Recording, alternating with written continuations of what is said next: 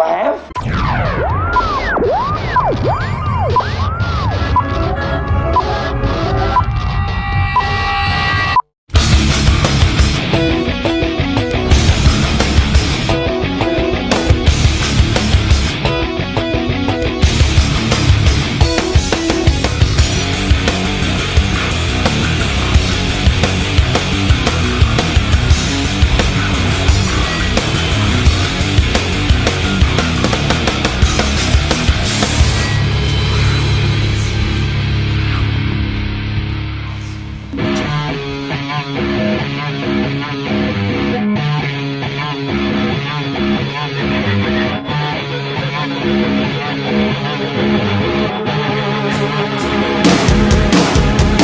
Well, it might have taken us a little while to actually get to it, but yes, dudes and dudettes, I can finally confirm Metal Gear Solid is at last getting a review. Ah, Metal Gear Solid, the game that started it all.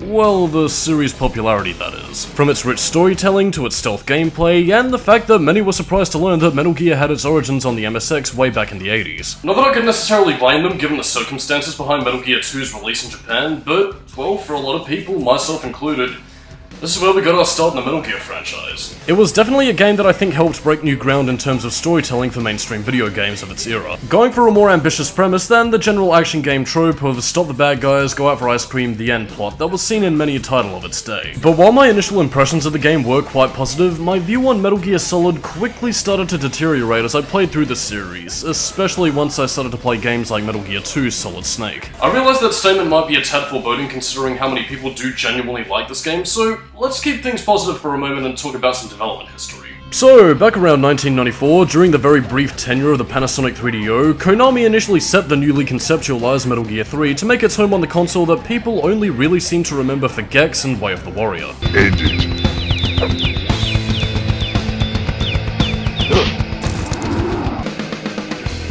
Nicky Chan wins.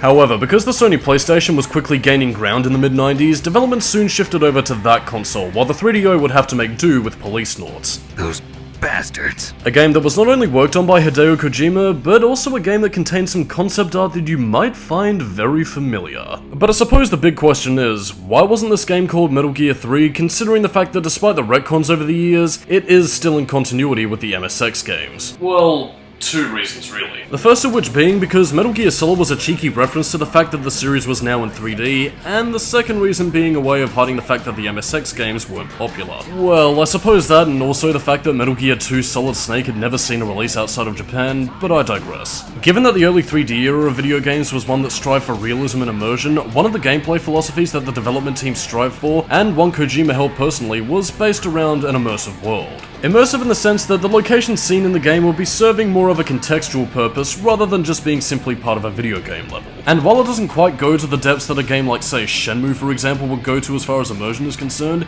it is a design philosophy that I can really appreciate. Another point of praise, and this will admittedly have to be a discreet covering of the technical aspects without spoiling anything plot-wise, would be the localization and voice acting of the game. Unlike most games who would hire any random crazy lady for their cast, We'll use a magical spell.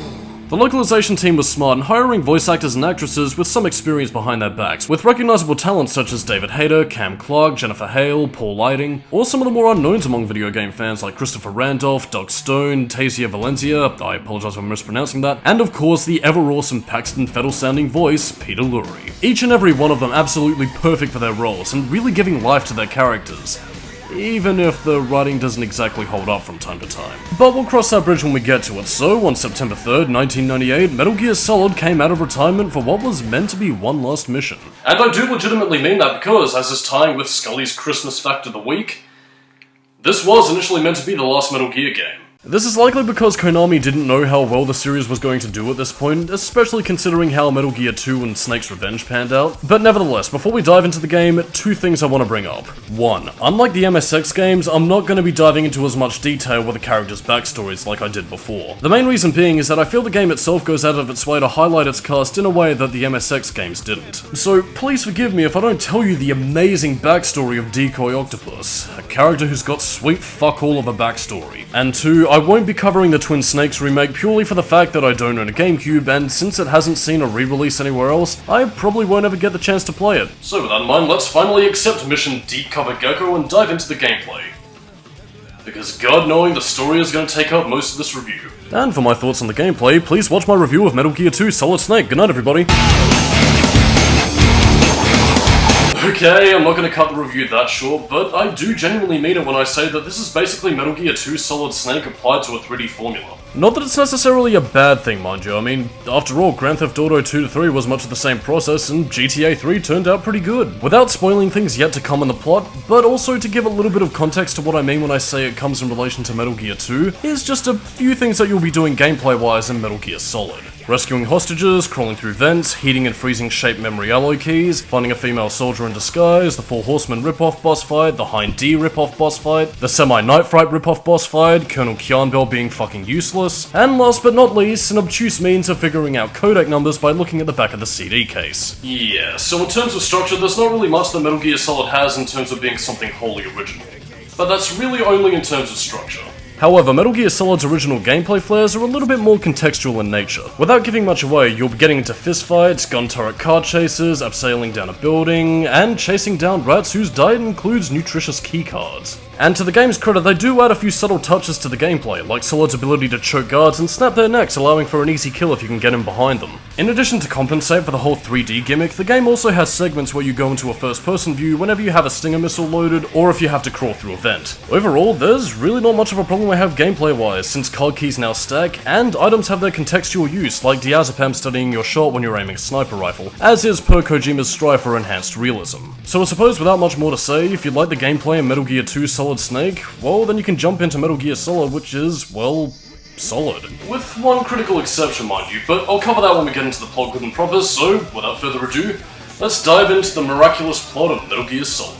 So the plot kicks off in the year 2005, 6 years after the Zanzibar land incursion where Solid had killed his mentor, Big Boss, and he spent the intervening years in Alaska, raising his huskies, avoiding numerous phone calls from Holly White about that dinner date he promised her, and of course, like a great many of us, drinking heavily to dull the pain of his tormented existence. That is until retired Colonel Roy Kianbell and newcomer Dr. Naomi Hunter decide to force Solid out of retirement for a new mission, regarding a terrorist takeover of the Shadow Moses facility, where they claim to have a new Metal Gear capable of launching a large stockpile of nukes to any place of their choosing. Ordinarily, Solid would have told them to go fuck themselves up until the name Big Boss is mentioned, leading to Snake suiting up and getting ready for action as he comes to take down the rogue members of his old unit, Foxhound. Of their members include Revolver Ocelot, Gunslinger Supreme, and the right-hand man to the commander of Foxhound, Liquid Snake, Decoy Octopus, Master of Disguise, Imitation, and Infiltration, Sniper Wolf, Deadly Sharpshooter with an absolute dedication to hunting her targets, Psycho Mantis, a psychokinetic mind reader with powers of telekinesis, and Vulcan Raven, Mystic Shaman of the Northwest. What's with these guys? It's like one of my Japanese animes. God, I sound like I'm reading off a bloody action figure toy line when I say this, but yes, our series about the grim nature of warfare and its effects on people now contains psychic people and mystic shamans with magic powers. Ooh. Now, don't take this personally because I am kind of two minds about this, but it just feels so jarring to me, especially considering that Metal Gear 2 went to such realistic extents to paint a picture about a world scathed by war. I'm not going to say that it's necessarily a deal breaker or that it ruins the series outright, but it does put the Metal Gear series in a very different position to what it was before, and it's something that is, well, a bit of a point of contention for me, but I suppose we'll get into that as we go on with the series. Anyway, Snake isn't alone on this mission, as he's joined by not only Colonel Kianbell and Naomi, but also newcomers to the team like Mei Ling, Nastasha, and of course the returning Eggs Benedict's McDonnell Miller. Once arriving inside the facility, Solid's first objective is to locate the DARPA chief named Donald Anderson. After locating Anderson's prison cell, he informs Snake about what the terrorist wanted from him, which was a code that would grant the terrorists access to launching the nuclear missile via the new Metal Gear that they have in their possession. As if that wasn't bad enough, Solid comes to discover that the Weapons Corporation Armstech and the US government were in cahoots in the effort to construct a new Metal Gear that would change the world. In a shocking turn of events, Anderson suddenly dies of a heart attack and a soldier named Meryl Silverbra breaks her way out of prison by stripping one of the guards naked and taking his uniform. She and Solid blasting their way through the Genome Soldiers before parting ways at the elevator where Psycho Mantis makes his first appearance. In the aftermath, Solid makes his way down to the lower levels where he locates President Baker of Armstech tied to an explosive device set up by Revolver Ocelot. A quick gunfight ensues until suddenly a ninja shows up, slicing off Ocelot's hand before quickly vanishing crashing into the rising sun as the trap Ocelot set up explodes. And President Baker is no worse for wear despite being dead center in the explosion. Baker informs Solid about the nature of the world after 1999, where nuclear warfare is now much bigger than it's ever been before, with Arms Tech entering into a deal with the US government to make a last-ditch effort to maintain the country's power with a new Metal Gear codenamed Metal Gear Rex. So hang on a second, let me get this straight. Arms Tech and the US government, by the end of the 20th century, were hurting for a Metal Gear so much that they needed somebody to create a weapon for them. Say, you remember Dr. Madnar? You know, the scientist who chose to work for Big Boss because the scientific community in America actively mocked him for his work on Metal Gear D? For a government that looked like it was on the razor's edge of losing its political power in the world, you'd think that having Dr. Madnar's plans and expertise would be of use to you. And keep in mind here, according to Metal Gear Solid 4, Dr. Madnar is still very much alive at this point in time, so the fact that even in Kojima's revised history for the Metal Gear series, this to me remains to be a pretty glaring continuity error. Anyway, unlike the DARPA chief who had his PAL code taken from him by Psycho Mantis, Baker had his code sent off to Merrill, who is now in possession of the key thanks to, well, certain hiding spots that men are not privy to have. Like Anderson before him, Baker too dies of a mysterious heart attack after leaving breadcrumbs of information, leaving Solid stuck in the dark while everybody else around him is playing a game of cards with the fate of the world between the terrorists and even his own employers, leading to one of the most aggravating plot elements of the story where whenever any time a major plot development happens, we get a 5 to 10 minute codec cutscene about Solid getting angry that Kian Bell knows more than he's saying, while the Colonel apologizes but still tells Snake to get his ass back to the mission at hand. I wouldn't mind this so much if it wasn't for the fact that nothing ever comes from it. All throughout the plot, Snake learns new things and gets into a verbal spar with Kian Bell, but never once do they stop and talk about it due to classified intel or the powers that be overruling Kian Bell's authority. It doesn't further the story or change the dynamic in any way, shape or form, so it just comes off as a pointless means to say, there are enemies on both sides. Except not really. But we'll get into that little houseman of cards later. Contacting Merrill via codec, we come to see a fresh-faced, wide-eyed, naive soldier who's looking for a taste of glory, like she'd heard with the stories of her uncle and Solid Snake during their Foxhound days. All the while, Solid tries to get it into Merrill's head that war is most certainly not something to be romanticized. And this is a theme and concept that I do genuinely like. The idea that we have the experienced Solid Snake acting like a mentor figure to a younger, inexperienced soldier, I think could have made for a great character arc, not just for Merrill, but also for Solid Snake himself, who, as we can see here, is no longer loving life like he once did. Anyway, Merrill directs Snake towards the creator of Metal Gear Rex, Dr. Hal Emmerich, only to find the ninja already there waiting for him, while Emmerich pisses his pants. Thank you for that. After a brief scrape, the ninja lets the bodies hit the floor before running away and having a panic attack where via codec it is revealed to us that the cyborg ninja is in fact Grey Fox. Apparently, after getting blown to pieces in Metal Gear 2, he was sent home a cripple and despite being on the cusp of death and reuniting with his dear Gustava, he was instead used as a test subject for an experiment by a paramedic named Dr. Clark, who used Grey Fox to test her cyborg ninja technology. I'm gonna be flat out when I say this right here, but this is a plot twist that I absolutely can't stand. I mean, not only is this repeating a concept that's already been done before with Kyle Schneider in Metal Gear 2, but the main reason why I dislike it here is because it cheapens Grey Fox as a character. Here, we not only learn that Naomi Hunter is his younger sister, but he's also been delegated to that whole character archetype of a tortured soul with hidden secrets act. Keep in mind, I'm not saying that this character arc is necessarily bad or that this archetype couldn't have been handled well, but I mean, here's the thing. Grey Fox's story has already been told at this point. He grew up a child soldier, rose up in the ranks of Foxhound, fell in love with an ice skater who was denied passage into the US, and ended up killing her by proxy of his hunger for warfare because it was all he knew and all he craved in life. And by killing him in Zanzibar land, Solid Snake did him a much greater favor than he could ever realize, because now he could finally be able to rest in peace. Metal Gear Solid tries to do the same thing, except this time around, all that's really added here feels more like unnecessary retcons of an implied history that we don't get to see. And at the end of the day, it's all in service of an arbitrary rivalry that tells a story that was far better told in a previous game. And all it does in the end is just cheapen Grey Fox's character to the point where I honestly think that a certain other character from Metal Gear 2 could have filled the spot much better and with a lot more ties within the plot. I'll give you a hint, it's another ninja. Anyway, Solid interrogates Hal for more information on Metal Gear Rex, where Hal is absolutely shocked to discover that a military weapons corporation wants to use his Metal Gear to launch a nuke. Damn. Damn. I don't know what the hell you're so shocked about this when you work for a weapons company! I mean, what the hell did you think you were making for them? Christmas baubles? I'm kind of two minds about this, because I can to a certain extent sympathize with Hal, given that he's ostensibly put in the position where he's like the man who invented the atomic bomb, in that he's created a weapon that could kill billions and cause untold devastation in its wake. At the same time though, as a man of science, wouldn't Otacon have heard about Dr. Madnar's research and by proxy know about Metal Gear D's destructive capabilities? I know he's characterized as a Shadun otaku, but even with the weapons Rex already has, like a railgun and a payload of missiles, surely he'd have enough common sense to know that he was creating weapons of mass destruction. Aptly enough, the atomic bomb is quite the fitting metaphor in this case, as 3 generations of Hal's family were all involved in weapons of mass destruction, his grandfather in particular working on the Manhattan Project back in the 1930s. So, given Hal's family history, wouldn't you think someone like him would want to avoid making weapons of mass destruction like Metal Gear? I mean, even with the retcons of previous games retconning in his history, this seems kind of nonsensical to me. Realizing his mistakes, the newly codenamed Otacon decides to help Solid in his adventure, and comes equipped with a stealth camouflage generator which he claims he can use in order to help smuggle items for Snake. But outside of one instance, I don't think he ever actually does this. Contacting Meryl by codec, Solid informs her that Otacon is safe. However, after a brief scuffle with the Genome soldiers, her codec is broken and thus sending Solid to find her by the jiggle of her ass. Classy. Well, she's got a very cute behind. He tracks Meryl down to the women's bathroom, and it's here where we get our dose of character development. I got tired of disguising myself. The truth is, the uniform smelled like blood. What's that mark? Huh? Oh, this?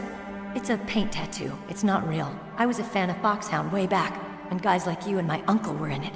None of that gene therapy like there is today. You guys were real heroes. A very touching story, but for the love of God, lady, please, put some pants on. It's gonna be freezing in there. Shouldn't you just be happy we met up like this? On a serious note though, elements like this really do endear me to Meryl's character. It allows you to see where she's coming from as a rookie with a desire to prove herself, all the while Solid Snake, already having seen enough for one life, tries to show her why dreams of glory in this profession will only lead to death. The two head out towards the hangar where Metal Gear Rex resides, only for Meryl to suddenly collapse before being possessed by Psycho Mantis. In an admittedly really cool sequence, we get to see Psycho Mantis manipulate Meryl like a meat puppet, making her say weird things out of character, and then when we enter the boss fight good and proper, Mantis screws with the player's interface, including the TV's video feedback. Which doesn't really age the best since we no longer have 90s looking TVs. And by switching to port 2 of the PlayStation controller, you can kick his ass since he can't read your mind that way. Additional bonus points added if you have a Vandal Hearts or Castlevania save file for some added creep factor. Upon his death, we get an Assassin's Creed-style death monologue where Mantis explains his backstory and motivations. While a bit nonsensical since I'm pretty sure he's bleeding out from several bullet holes at this stage, it does make a lot of the bosses more memorable than the likes of, say, Fire Trooper. I resent that. And for what it's worth, it's actually a pretty tragic backstory with how his psychic talents caused his mother to die during childbirth. And diving into his father's mind, seeing nothing but seething resentment for his own son, leading to him burning down his village out of fear for what his father might do to him. I might have alluded to this earlier, but Psycho Mantis, especially by comparison to the more grounded settings of Metal Gear 1 and 2, feels very out of place here. And I'm not against things like magic or psychokinesis being concepts in the Metal Gear universe, and it's not as if it's not written well, because trust me, right here, it is. However, by that same volition, here it just feels jarring. Especially since I think these concepts are far better tackled in a game like, say, Fear for example, as opposed to Metal Gear considering the previous 2 games. Before Mantis dies, he reveals a secret passage behind the office, which Solid and Meryl use to continue their journey. That is, until Sniper Wolf makes her presence known, blasting Meryl into paralysis, avoiding any vital organs, which forces Solid to run all the way back to the first hangar, where a PSG-1 is located. And did I mention that all of this happens alongside a heart-wrenching speech where Meryl realizes the painfully obvious truth that war and the glory of being a soldier is nothing to be glorified. Don't get it twisted, dudes and dudettes, this is a very good scene for Meryl, but the context surrounding it is just jarring, man. Anyway, Solid ends up getting himself captured, and it's right here where we're introduced to our resident loin of pork, Liquid Snake. A character who I swear to God was written to be a Saturday morning cartoon villain. Finally, the two of us meet. The brother of light and the brother of dark. Liquid farts around as he discusses with Wolf and Ocelot about how the US government isn't going to be giving in to their demands. As a result of this, they plot to launch the nuke in about 10 hours. Wolf lets slip that Meryl may still be alive through some bizarre circumstance, and she and Liquid head off while Ocelot decides to have some fun with Solid. Ocelot demands to know the mystery behind the power key that Meryl had, leading to one of the most painful segments in the entire game. Gameplay-wise, the reason why I find this to be such a pain in the ass is because of the fact that your health is draining so rapidly, and if you don't press the X button with the same ferocity as masturbation on a lonely Saturday night, you are not getting the good ending. I'm a loser! And don't think that a turbo controller is going to help you out either, because if Ocelot catches you using auto-fire, he shoots you straight up. And believe me, there are no continues, my friend. She knew my one weakness! That I'm weak! Thankfully, however, meleeing contacts Solid before the torture sequence, reminding you to save your game, so you at least have that little safety net just in case you're somewhat reckless. When Solid is thrown back into his prison cell, he finds— Yeah, it's the DARPA chief!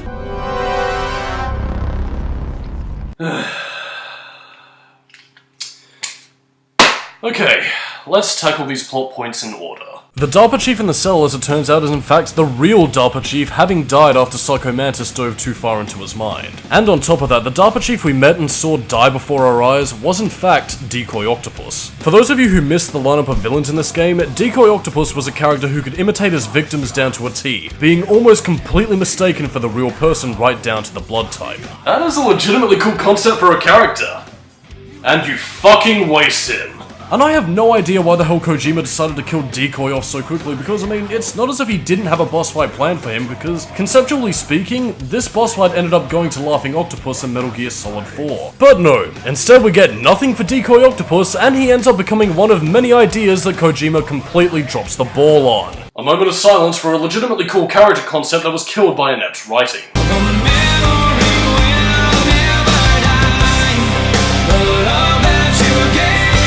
On to our next plot point, Foxdie. Foxdie was a retrovirus designed by Naomi after she killed Dr. Clark, using it to target specific people. In this case, the DARPA chief, President Baker, the Rogue Foxhound members, and unexpectedly, Solid Snake himself. And given that Naomi was the brainchild behind this project, that leads us to plot point number 3, Naomi's backstory. Given that she learned of Solid Snake being the one responsible for sending Grey Fox home a cripple, this led to Naomi seeking revenge against Snake for taking her brother away from her. This is subtly built up over the course of the game as she passive-aggressively remarks about Solid's animal nature on the battlefield, which is fine enough. But here's my question.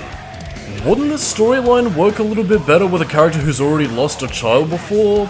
You know, one who wouldn't be contrived as all hell, like bringing Grey Fox back and ultimately cheapening his character? Since my cards are firmly on the table at this point, I might as well just come clean with it.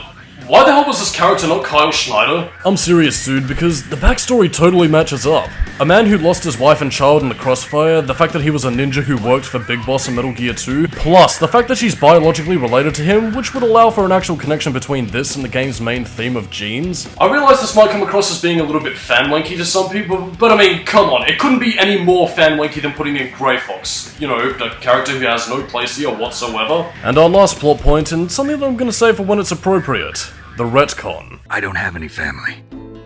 No. Wait. There was a man who said he was my father. Where is he? Dead. By my own hand. Big Boss. What? Big Boss? I had no idea. We'll be getting to that a little bit later, but trust me, I have some very harsh words for that little plot point, I'll say that much.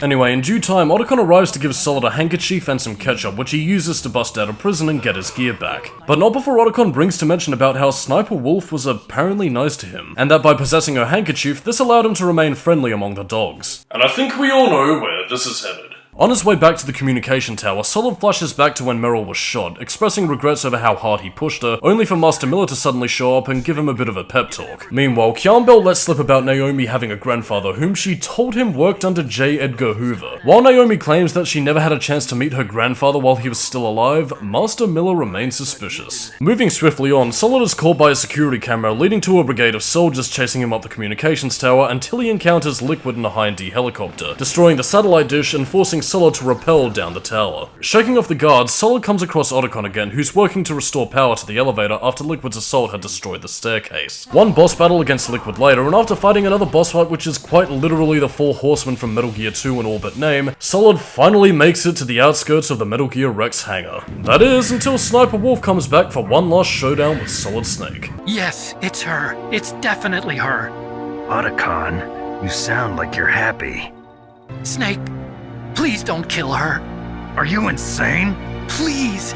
She's a good person. You'd know that if you talked to her. I mean, all she really did was shoot Meryl and get you tortured by Revolver Ocelot, but she's really nice once you talk to her. Please, Wolf. Snake, no! Quiet!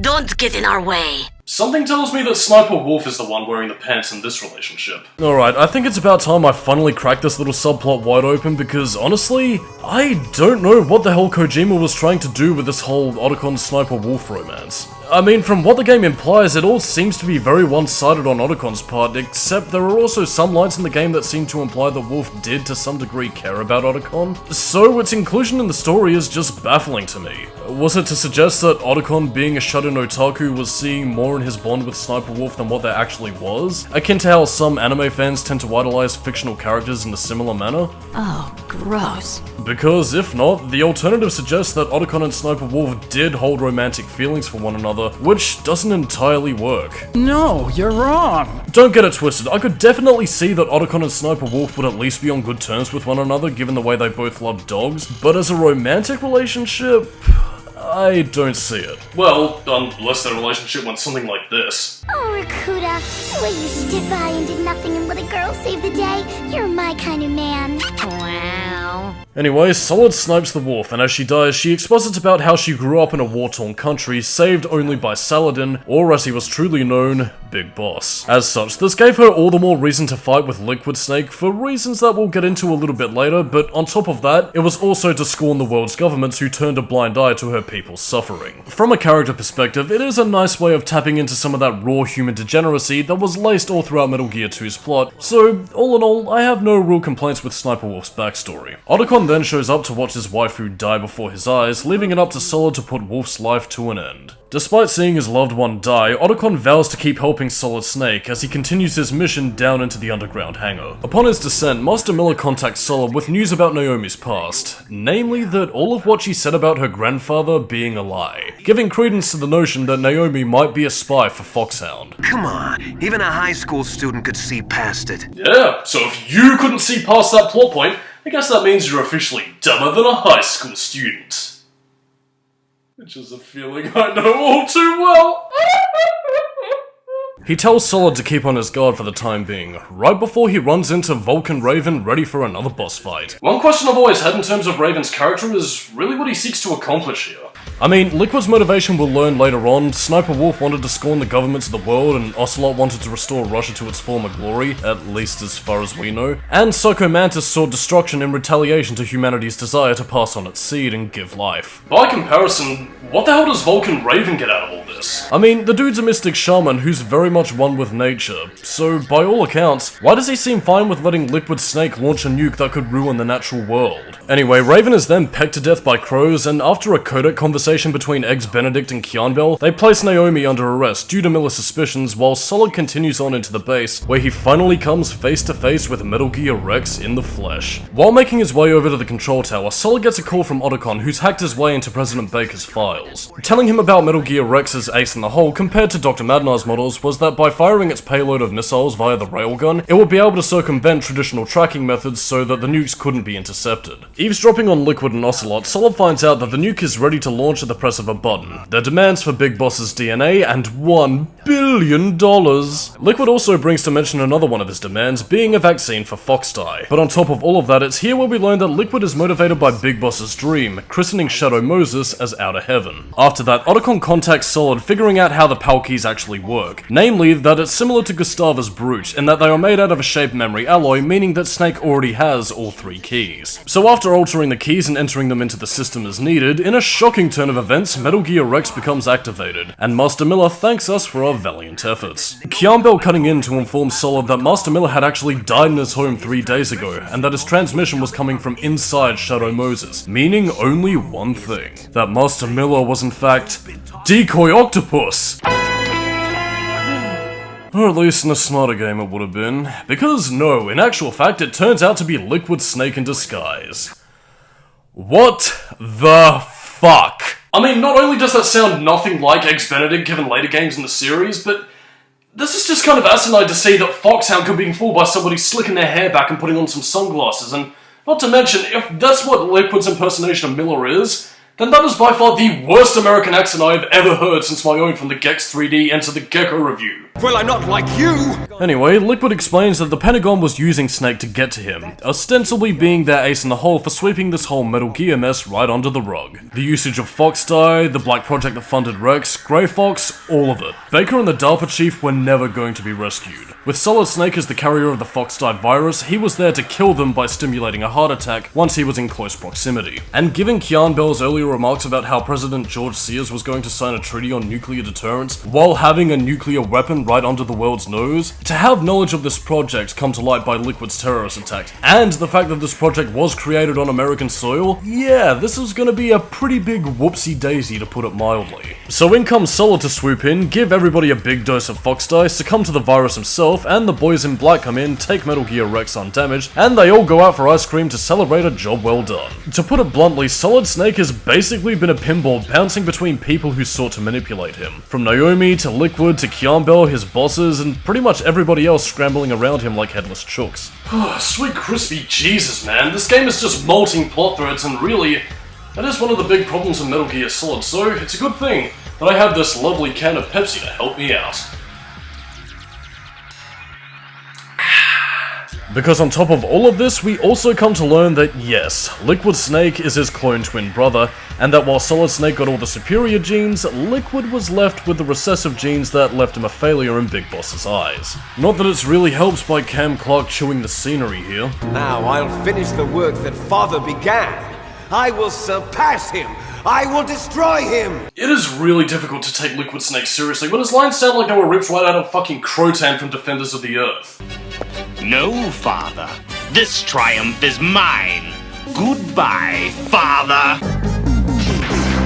Anyway, we've got a boss fight to get to. Solid Snake versus Metal Gear Rex, with Liquid in the driver's seat. Leaps and bounds ahead of the Dr. Madnar models, which were ultimately weak at the knees, Solid gets a little bit of help from Grey Fox, now armed with a laser cannon for some reason, destroying the Ray Dome. But life and death battles are meaningless to one such as Grey Fox, who chooses now of all times to exposit his backstory in relation to Naomi. Namely, that he was responsible for killing her parents back in the 80s and rescued her from Zimbabwe to soothe his guilty conscience, unable to tell Naomi the truth given how she looked up to him as her brother. A touching scene for all, but just one little thing. You might want to, say all this, when we're not being attacked by a giant fucking robot?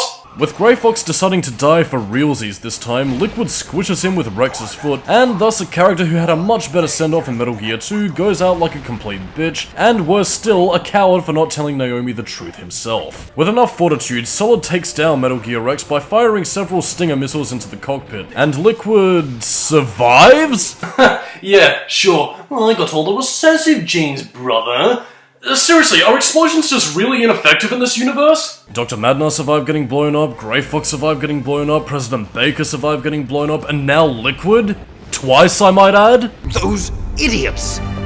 I don't know about you, but if I took 12 Stinger missiles to the face, I'm pretty sure I'd be a little bit more than extra crispy. Slammed back against the wall from the explosion, Solid is knocked out and awakens face to face with Liquid Snake in the flesh. And so, dudes and dudettes, are you ready to find out why I don't like Liquid Snake as a villain? Putting aside the hammy speeches, genome spiel, and the whole Fox Die rubbish to one side for a moment, Liquid's main reason for doing all of this is to recreate Big Boss's dream of a world where soldiers and warriors could create an endless cycle of warfare so that they would finally have a purpose in a world that's gone soft. Besides sounding like a beer-bellied high school gym teacher, basically what Liquid wants is to create Outer Heaven. Not only is he very derivative of a certain villain that we've seen in previous games, but Liquid's existence as a whole feels very contrived since no previous games ever made a mention of him, much less give any sort of realistic grounding for his intellect and abilities beyond secondhand gossip from his Foxhound allies. Future games like The Phantom Pain poorly attempted to retcon this by practically doing nothing with Liquid's character, besides having him meet a young Psycho Mantis. But apart from that, there was no scene of Big Boss telling Liquid that he was useless and no prior information from Metal Gear 2 that would have suggested that Big Boss and him had any sort of interaction together. And to top it all off, he feels like a rival character that was only really written in for some cheap symbolism.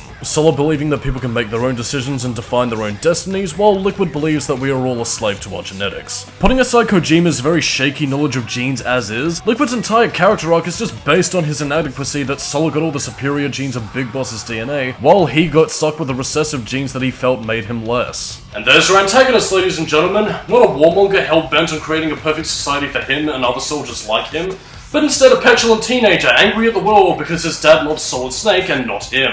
Compare that to Big Boss in Metal Gear 2, and he was far more fleshed out in how he would accept those scorned by warfare, no matter who they were, and give them a reason to live again. His perspective on life, his goals to achieve his perfect world in contrast to Solid Snake's viewpoint on life, was what made him an interesting villain, and more to the point, an interesting character. Liquid tries to do the same thing, but his points are undercut by the fact that it's being buried by dozens upon dozens of other subplots wrestling for screen time, and on top of that, his already lackluster status as a cartoonish over-the-top villain really don't help in this matter. Snake!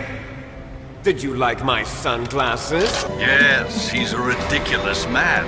But this is all just small potatoes compared to the big retcon that I mentioned earlier. Solid and Liquid being cloned sons of Big Boss. This is going to highlight a problem that I have with the series going forward, and while for the most part I can enjoy the game's story as just a sort of Saturday morning cartoon action movie kind of thing, I do absolutely hate the retcons that Kojima has made towards the history of the series from this point forward.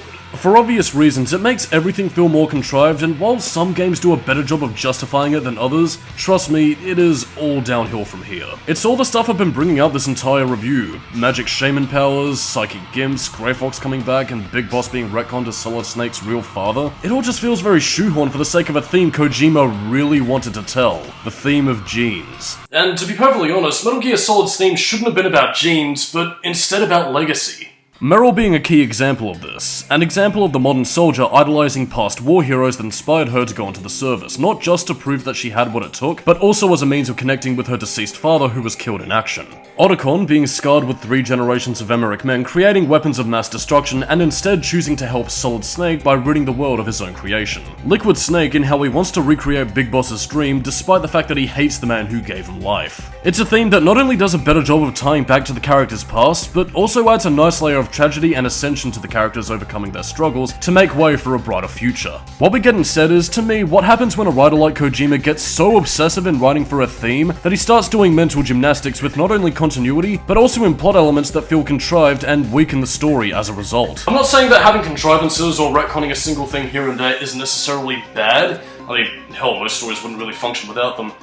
But playing so fast and loose with continuity and backstory will impact your investment in the game's plot as a whole, and ultimately, you feel like you're just sinking in quicksand and holding onto nothing solid to grab in terms of context. Back to our regularly scheduled convoluted plot, Liquid delves into the Les Enfants Terribles project, a government project that was started up in the 1970s where they cloned Big Boss's DNA, and out of all the cloned sons who survived, only 3 had made it. Solid Snake, Liquid Snake, and one other that we'll deal with later. Not only that, but the genome soldiers that we fought throughout the game were also a result of this project, in turn making them a part of Big Boss's extended family. This being why Liquid needed to get a hold of Big Boss's crispy corpse, so he could correct the degenerative faults in the genome soldiers in their genetic structure and prevent both them, Liquid, and Solid Snake from growing weaker by means of diseases that would occur later in life. Contacting Colonel Kianbell, Solid comes to learn that with Metal Gear Rex out of commission, the Pentagon has decided to nuke Shadow Moses, swiftly killing Solid, Liquid, and any traces of Rex's existence off the face of the Earth. Excellent plan, dude!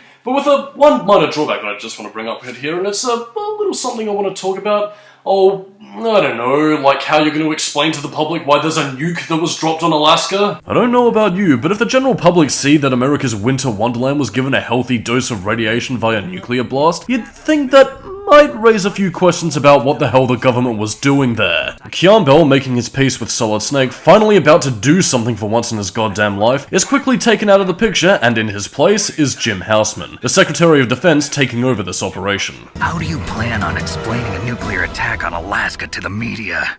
Don't worry. We've prepared a convincing cover story. We'll simply say that the terrorists exploded a nuclear device. Smart. Smart?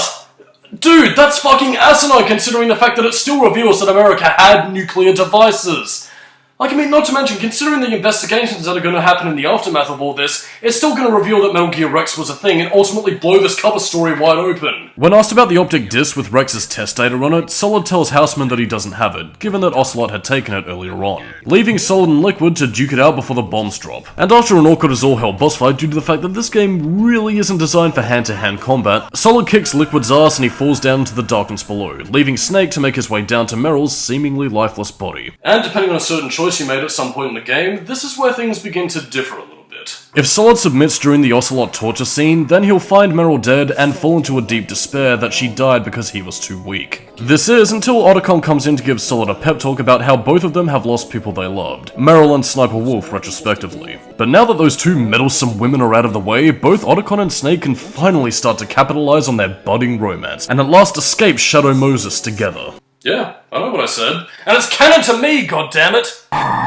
You don't like girls? On the flip side though, if you do resist the torture scene, then Meryl stirs awake and the two share a tender moment together. Getting a codec call from Otacon in this version of the ending, he tells Snake about how he's staying inside the base to help clear up their escape route. Suddenly, all too willing to die by nuclear strike despite the fact that in the other ending he could just run right with you and escape. Anyway, with time running out, the two blast their way through the remaining Genome soldiers only to encounter Liquid Snake, who somehow yet again survived, giving chase to them in a jeep that they've commandeered from the garage parking lot. Yeah, I got all the recessive genes. Fuck you, Liquid. I'll be proud to have any of Big Boss's DNA, recessive or otherwise. Not to mention, I'm pretty sure that DNA is how you survive most of the shit that you've survived, so count your fucking blessings, you spoiled English prick. Making it out into the daylight, the jeeps crash and Liquid yet again survives his brush with death, right on the verge of killing Solid and Meryl. But let's just say that after all he's been through, Liquid is feeling dead tired, in one of my personal favourite kiss-off lines in the entire game.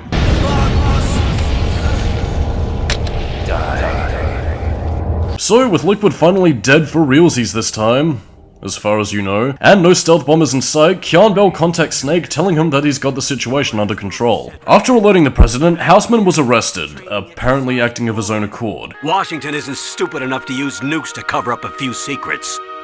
And with the mission data that Kian Bell has at his disposal, everybody involved will be protected come what may in the aftermath. Ah, what a lovely Deus Ex Machina. While I am very cynical about the whole easy fix resolution, at the same time it is a very sweet scene, where Kian Bell and Solid patch up the rift, and with Meryl safe, he points out that there's a snowmobile left nearby for their escape. However, Solid also makes a request for somebody to pick up Otacon, and after that we have one last conversation with Naomi. Solid passes on Grey Fox's message about going on with her life, and after a tearful exchange, Solid worries about the Fox Die situation. That if Liquid could so easily bite the dust, how long would he have left to live? With the response that she doesn't know, Solid has a new life mantra: to just live. In this case, starting his new life with Meryl, before he's horrified to come home to a very angry Holly White, still waiting for that dinner date he promised her in Metal Gear 2. Or in Otacon's ending, a very cute little exchange where Solid reveals that his name is David, and we get our 2001 Space Odyssey reference, with Hal and David romantically riding off into the Alaskan wilderness. So dudes and dudettes, that was the story, and by proxy...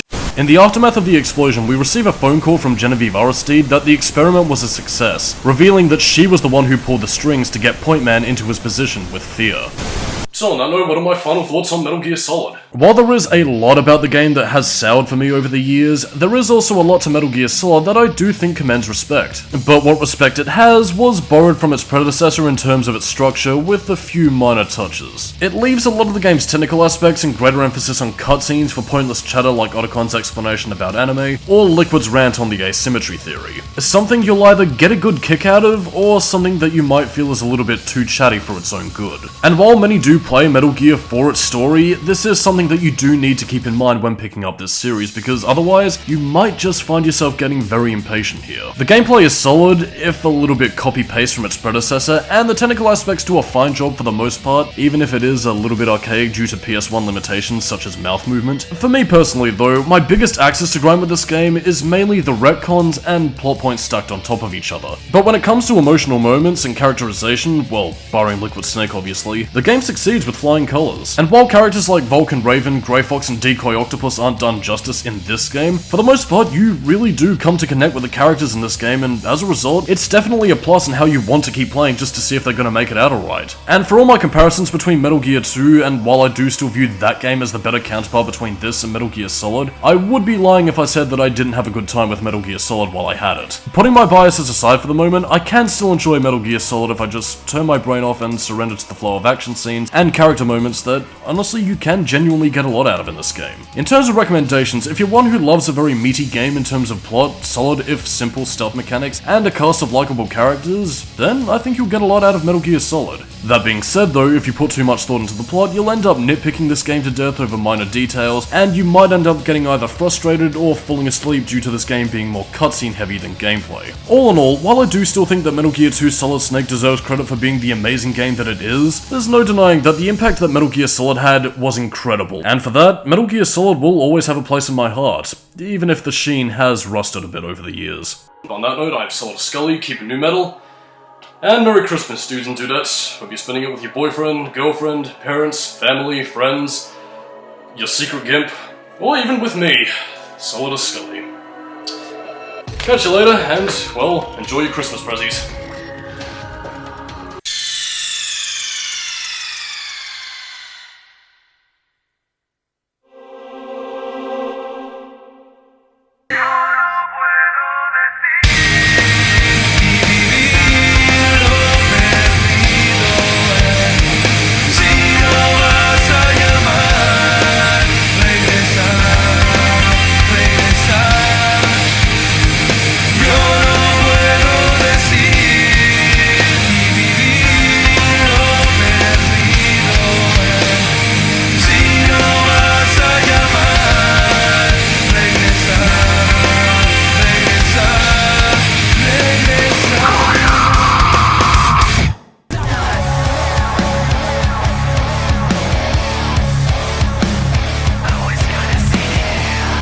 You fight like a wombat.